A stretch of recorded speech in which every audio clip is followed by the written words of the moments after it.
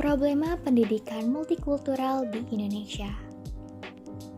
Seperti yang kita ketahui bahwa Indonesia adalah negara yang memiliki masyarakat yang majemuk dan heterogen, sehingga menghasilkan banyaknya keberagaman yang ada.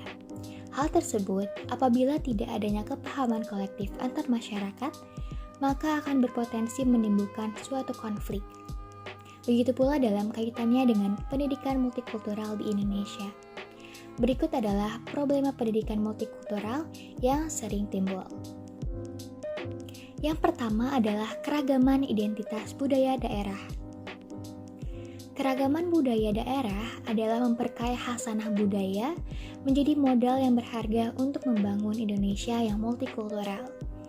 Namun di samping itu, dapat juga berpotensi menimbulkan konflik dan juga menimbulkan kecemburuan sosial.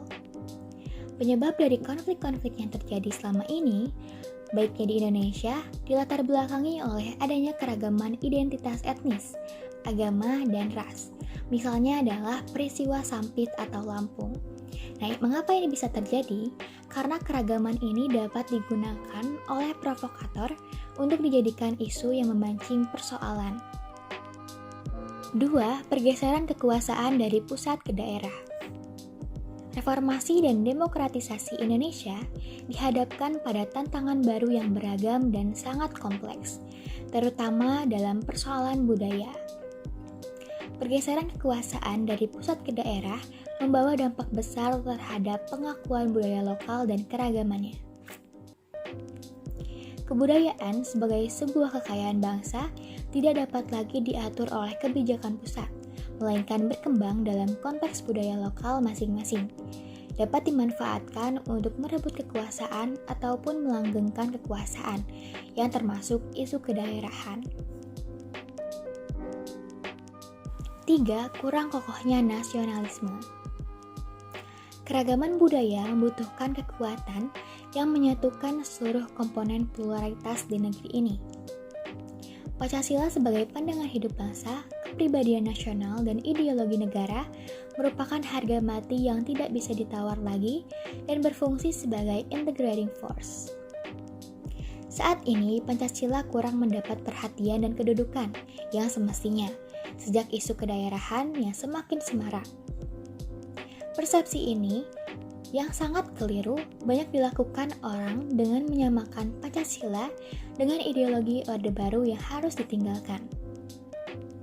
Kita sangat membutuhkan semangat nasionalisme yang kokoh untuk meredam dan menghilangkan isu yang dapat memecah persatuan dan kesatuan bangsa ini. 4. Adalah fanatisme sempit. Fanatisme sempit adalah anggapan bahwa kelompoknya lah yang paling benar, paling baik, dan kelompok lain harus dimusuhi. Gejala fanatisme sempit yang banyak menimbulkan korban ini banyak terjadi di tanah air. Contohnya adalah tawuran pada pertandingan sepak bola, fanatisme agama, dan pergesekan antar kelompok etnis. Nah, setelah saya menjelaskan problema-problema pendidikan multikultural di Indonesia, maka sekarang pasti muncul pertanyaan bahwa bagaimana cara mengatasi problema-problema pendidikan multikultural di Indonesia tersebut? Yaitu adalah diperlukan suatu manajemen konflik agar potensi konflik dapat teratasi secara dini dan ditempuh langkah-langkah pemecahannya, termasuk di dalamnya melalui pendidikan multikultural. Dengan adanya pendidikan multikultural, diharapkan masing-masing warga daerah tertentu bisa mengenal, memahami, menghayati, dan bisa saling berkomunikasi.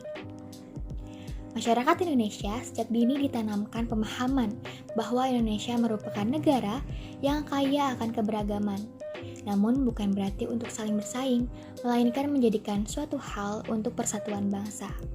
Sehingga sejak dini tertanam rasa toleransi antar budaya yang tinggi.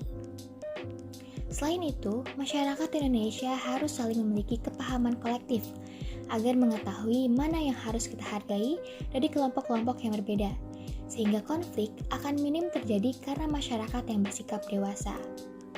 Dalam kaitannya dengan isu atau pemberitaan, maka masyarakat jangan mudah mengkonsumsi berita yang hanya selewat, melainkan melakukan verifikasi data apakah berita itu benar ataupun hoaks.